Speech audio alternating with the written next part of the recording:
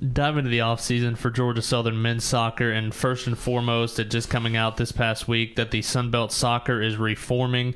Going to get it back for Sunbelt Conference Soccer. You've got Georgia Southern, Coastal, and Georgia State already in the league, going to be a part of it. The incoming members of JMU, Marshall, and Old Dominion coming in, but also adding a couple of bigger names that people wouldn't have thought would be coming into Sunbelt Conference Soccer. Kentucky, South Carolina, and West Virginia joining the league as well.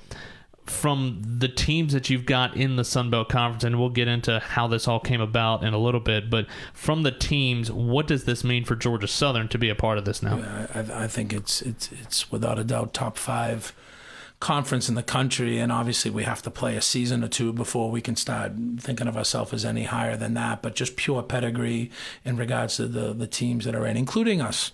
And I think sometimes that would be people would look beyond us, and I think that would be a mistake for anybody. But certainly the other 8 programs with Georgia Southern, those are 9 programs that are very well respected throughout the country, and really going to put our program and the other 8 programs really on a platform to show people what we can do.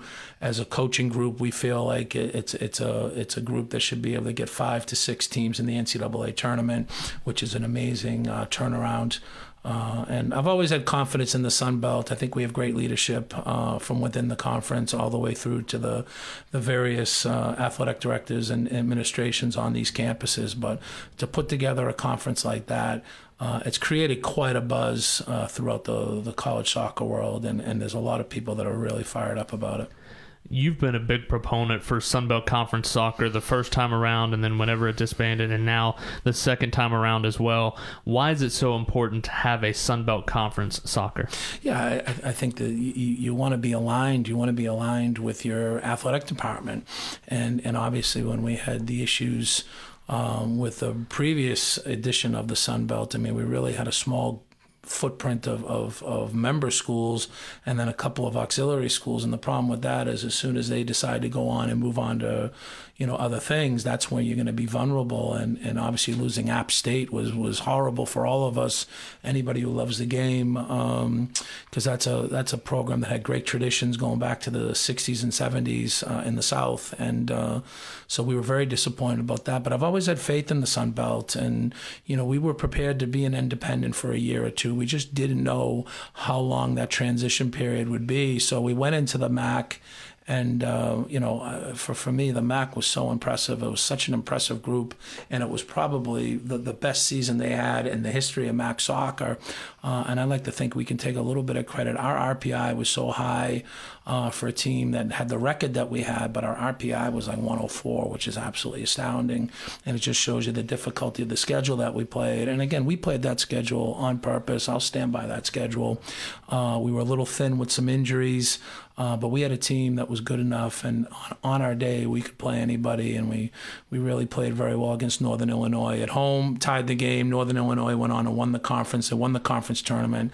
I'd like to think that's a more accurate assessment of where that group was, rather than some of the games that perhaps got away from us. So, to go to that MAC for a year, that wasn't the plan, but, we appreciated their efforts to try and bring us in, but it makes all the sense in the world. You have to come back to the Sun Belt, and we couldn't be more pleased. And the games that we have with Georgia State and with Coastal, I mean, those are really, really top games. And all of a sudden you start adding some of these teams in, and believe me, it's really going to bring our program forward.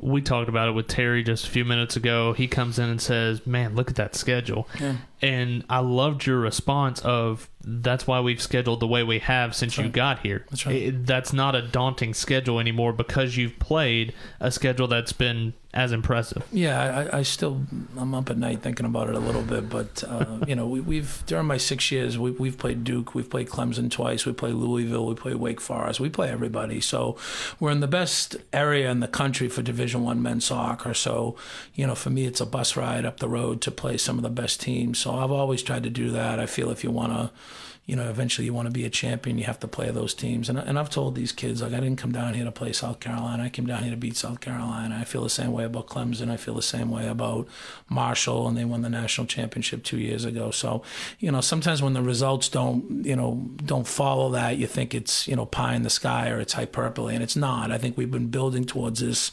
and the fact that we had COVID kind of knock us back a little bit, that's tough. But our record in our seasons before COVID were very, very competitive, and I feel that we're on our way back. Last year's team was young and thin. We're building on it with a very strong recruiting class, and I feel very confident going into this new Sun Belt season that we're going to be ready for it. So it's going to be very exciting.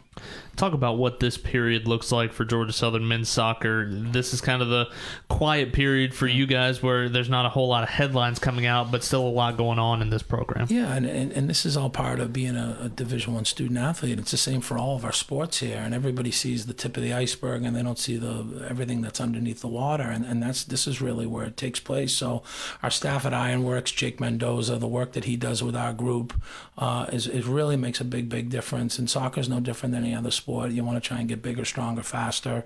The things that we do at this time of year in regards to some team building and some community work, the academic piece is very important for us as well. And so it's about getting the balance, because once we're in season, like we were just talking about how late baseball got back the other day, it's the same thing with us. We get back from some of these games 2:30, 3 o'clock in the morning, and then the kids have to get up, they have to go to practice, they have to go and do their classes. So you try and get some balance in the spring, but the spring can't be a cakewalk either. It has to be difficult. So we're finishing off our training sessions now. We're going to be doing pretty substantive battery of physical tests next week, in kind of to go off of what we did at the beginning of the semester, to see what growth's taking place, and hopefully we're moving in a positive direction with that.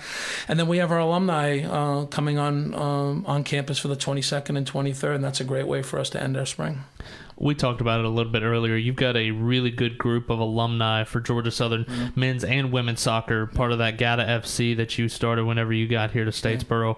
You mentioned a couple of times, but how important is that group to be able to not only connect with this Georgia Southern men's soccer team, but also have an impact? Yeah, I think they have an impact in a lot of different ways, and one of the best ways is for them just to come to campus and connect with us. And anytime we're up in Atlanta, anytime we're at Clemson, or anytime we're at UAB, and those are easy drives from Atlanta, we have an unbelievable showing of alumni. We beat Georgia State back in 2019 up at their place, 2-1 with about 30 seconds to go, and I thought the roof was going to come off the place. There was so many, so many Eagle supporters there. So we have a fantastic alumni. Our young alumni are connected with our current team, and we want them to provide some energy. And then our older guys come in and they really provide perspective and support. And we've had guys move on to really good paying jobs because of their connection with our alumni.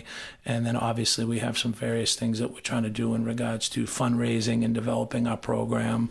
We're going to be launching our men's soccer alumni group, similar to what men's golf has done. We're going to launch that the weekend of the 22nd and the 23rd.